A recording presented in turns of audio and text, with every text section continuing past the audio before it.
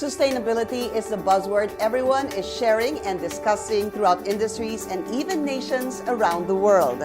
But is the movement sustainable itself? We'll explore how multinational giant IKEA was able to consolidate the ideals of sustainability with the more practical considerations of corporate risk management on this episode of Ayala POV.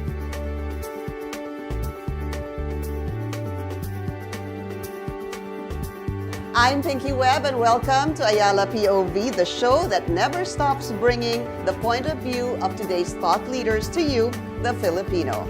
We're here today at the Ayala Group's very first Integrated Risk Management and Sustainability Summit, where business leaders are discussing how companies and nations can prosper in the face of emerging challenges such as climate change. And joining me to discuss this very important and sometimes overlooked relationship is Mr. Lars Svensson, Sustainability and Communications Director of IKEA Southeast Asia and Sustainability Manager of Ikano Group. Perfect. Lars, welcome to the show. Let's begin by getting IKEA's point of view on sustainability. Looking at the innovations of IKEA, you brought to home furnishing designs. We get the idea that sustainability is already ingrained in the DNA of IKEA. Tell us how it all began and what was the inspiration for it. One of the key points, one of the most important aspects was that it could deliver value for money. And to do value for money, it needs to be at both low prices but still maintain quality.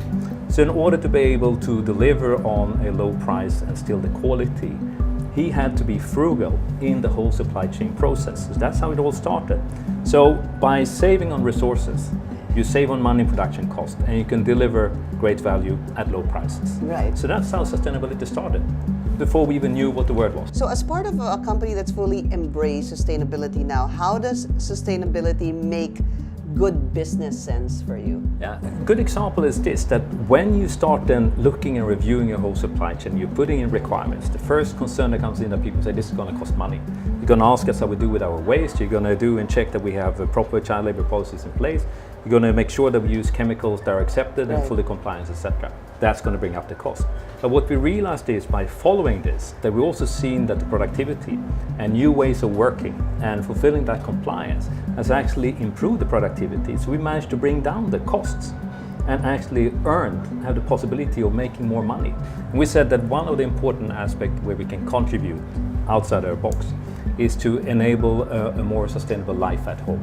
So the question is, how do you encourage people to keep this habit? So if you can show that by taking these measures, taking this sustainable solution that we're selling at affordable prices, then I can say maybe a month's salary for a household. That means that could translate into a holiday or can translate into, a better education or another car or what it is. Yeah. But the thing is, then you are starting to engage with consumers and say, okay, I can do this today, but I also know it's good for the long-term perspective. What kind of advice you'd like to give somebody who wants to have is considering a sustainable lifestyle?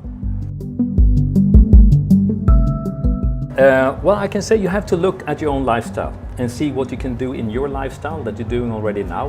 What are the changes that you can do that then converts into making a difference, right? So put into the context in the local municipality, make decision and start working and make it work. It's not that you have to do everything in one go. You don't have to save the world in one go, but you need to start changing bit by bit.